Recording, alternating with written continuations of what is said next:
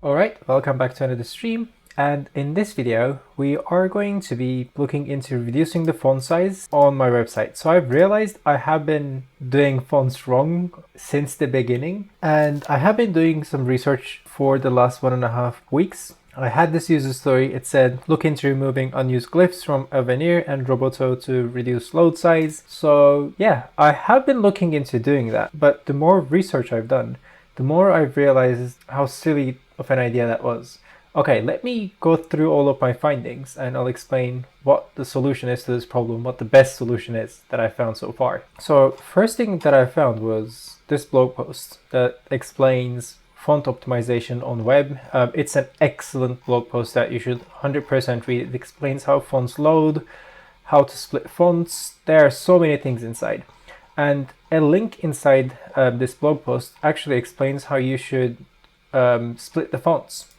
And it directs you to this library. You can install this, and there's some documentation on how you can use this. There's this tool called PYFT subsets, and this just splits fonts in half, and then the browser only loads the characters that you need from that font, so it becomes more efficient. And then there are some guides on how to use that. There's a script that someone else wrote, this guy, thank you. And then there's this website which shows you how you should do your splitting. So I was gonna have basic Latin and Latin extended because I have Turkish characters in my name. So I was gonna do that. And then this website also allows you to take a look at what characters are available in that font group. And then I've stumbled across this blog post which explains how you should do font splitting in a very, very, very detailed way. So apparently you can specify what characters you need in a text file, and this tool automatically gets those characters and splits them into a separate font, which then you can host on your website. And then I found that this exists, Google Fonts. And then I was like, how do these guys do it? Because they must have found a way to efficiently load all of these things, right? This is Google. They have had this problem for ages now. They must have figured out a way to solve it. And indeed, yeah, what Google Fonts allows you to do is you just link them, and then they automatically give you the font, and they automatically give you the font that's compatible with your current browser. So Google Chrome can get the best and most optimized fonts, whereas if you visit a website with Internet Explorer 9, Google Fonts automatically detects that and vends you the TTF font style that Internet Explorer 9 uses, something like that. Anyway, and then I have discovered this video called Steely. I don't know how to read that surname. In this video, he explains how to use Google Fonts very, very, very nicely. And he explains everything that you need to put fonts on your website, basically.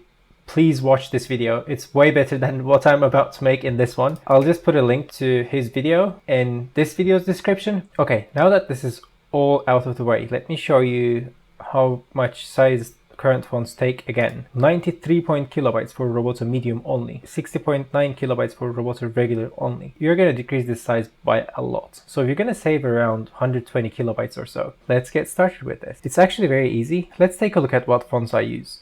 So I use Roboto Regular and Roboto Medium on my website. And to use Google Fonts, all you need to do is locate Roboto on the website. So if you search Google Fonts and then Roboto, you'll figure out, that's the easiest part. Okay, so I have selected 3 different styles from here. I've selected regular, I've selected medium, and I've selected bold. So these 3 are the styles that I use on my website. I use regular for body text, medium for headers and stuff. I use 700 for blog post headers. So once you select all of those, you can click embed in here, and then you click the import button in there, and you pretty much just copy this whole thing and then come here in your index.sas file, just put them in the top and remove the semicolon if you're using Sass, and you can remove Roboto from here now. That's literally it. Now you are able to use Roboto fonts on your website. So let me just demonstrate that by doing a deployment. So I'll just go to my source directory. I'll remove the Roboto fonts from there because I don't need them anymore. So I'll just delete these 2.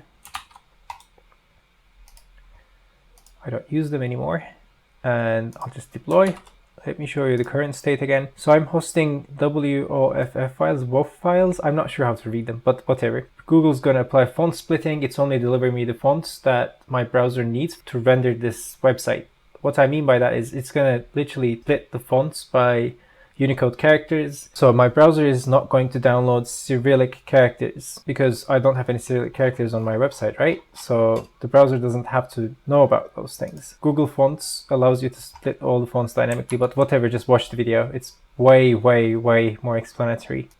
Okay, the deployment is now complete. So if you refresh this website, now you're going to see instead of Roboto, we see these 3 files, and one of them is 11 kilobytes, the other one is just 11 kilobytes again, and the last one is 8 kilobytes. These are tiny compared to the 90 and 60 kilobyte files that we had before. That's a huge space saving, right? And I'm going to apply the same for Montserrat, but I'll just do that offline. But yeah, this is pretty much how you use Google Fonts to get the data that you need. Also, you reduce the load on your own server. Now that you're downloading less data, you're offloading some of that stuff to Google's font servers. So your server doesn't have to do as much work, and maybe if you're paying by the kilobytes, then you're going to pay less at the end of the day because you're not going to be hosting your font files anymore. Well, that's it. As I said before, don't forget to watch this video. It's very important that you watch it as well.